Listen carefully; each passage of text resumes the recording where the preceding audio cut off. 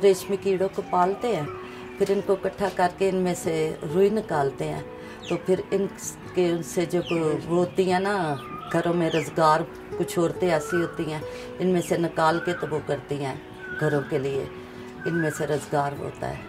ये जो हमारे रेशम के कीड़े हैं, इसकी वजह से हमारी मार्केटें बंद है, ये दोबारा हमारी मार्केटें चलना शुरू हो जाए।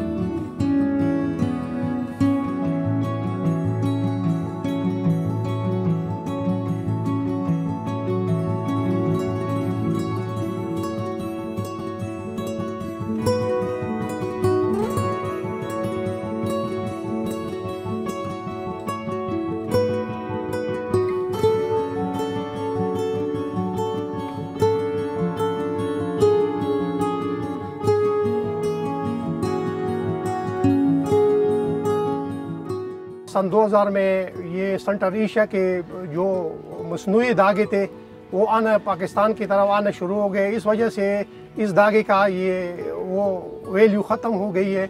इस वजह से ये धागे के बनाने में भी मुश्किल आ रही है।